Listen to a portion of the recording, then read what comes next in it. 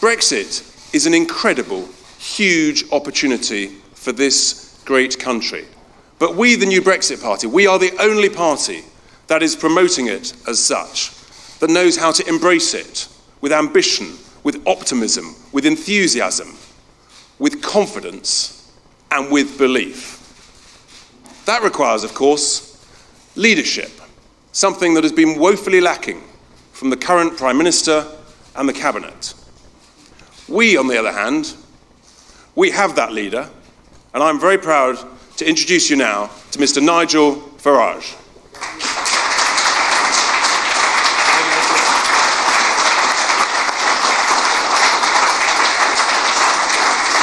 Thank you. Good morning, and of course, happy St. George's Day.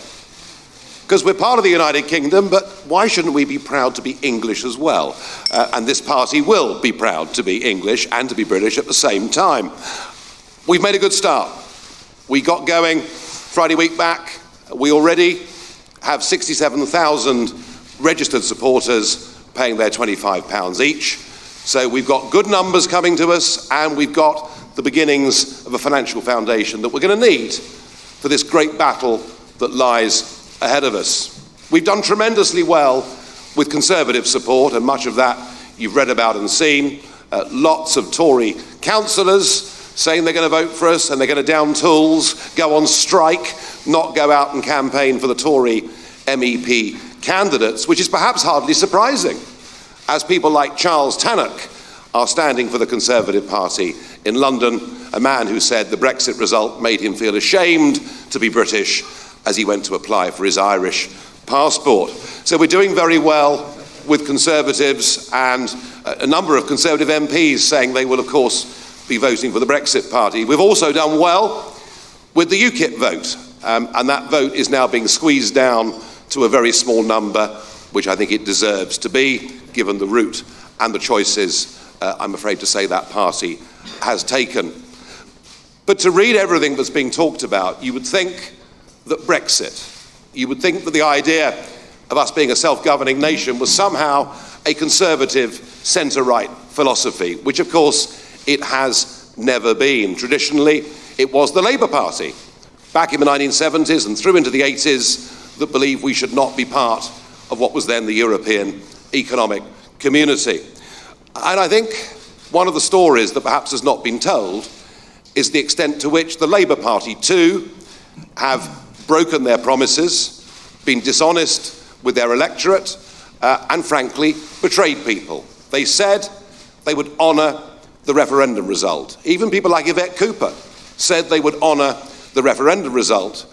But almost in slow motion, we've seen the party that stood again in 2017 promising to implement the result of the referendum.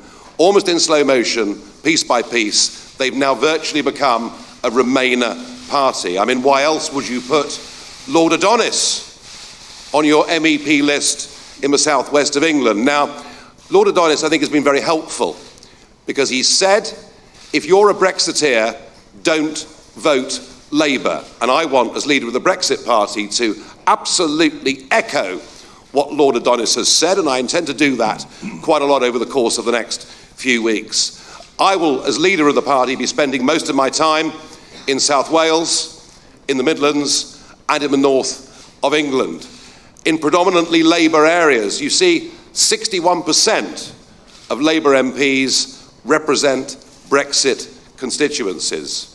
Of the 25 most marginal seats that the Labour Party holds, 20 of them are Leave constituencies.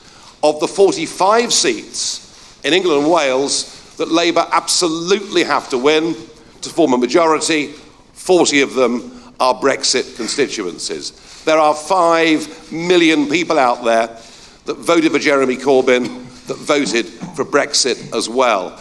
And that's going to be our task. I think we'll go on squeezing the Conservative vote. I think we'll go on squeezing the UKIP vote down to virtually nothing.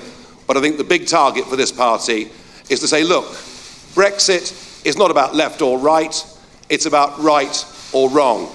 Brexit is about us being a fully functioning democratic nation, a normal country. And we're going to go after that Labour vote in a very big way.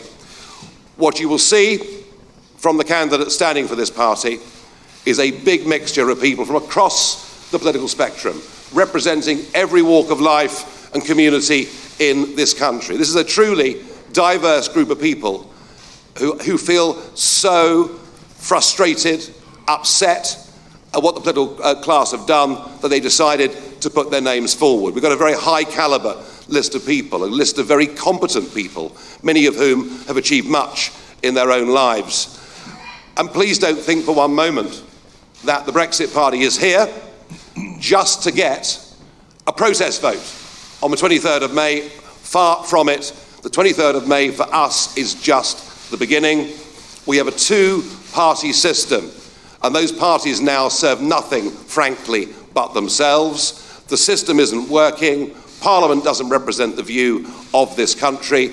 And yes, we're being ambitious, more ambitious than I've ever been in the past. I did say a few years ago that I was going to do my best to cause an earthquake in British politics. And I think given the current aftershocks, I had some success with that agenda. But this is far more upbeat, far more optimistic, and far more ambitious. This is about changing politics for good, changing the shape of our political parties, changing the nature of Parliament, updating and modernising our institutions. And I think the appetite for change in this country is greater than it's ever been before. Now, I say these things to you just a few minutes before the launch of a new political party down in Bristol. Chucker and his chums, Change UK. But actually, they've got the wrong name. They should be Continuity UK, because they want to keep things pretty much as they are, and for us to stay in the European Union. And I'm fascinated to see that we have a whole list of Remain parties standing in these European elections, and now one dominant party standing up for Brexit. We intend to fight these elections. We intend and believe that we can win these elections and then take this on to be a movement that revolutionises and modernises British politics. Thank you.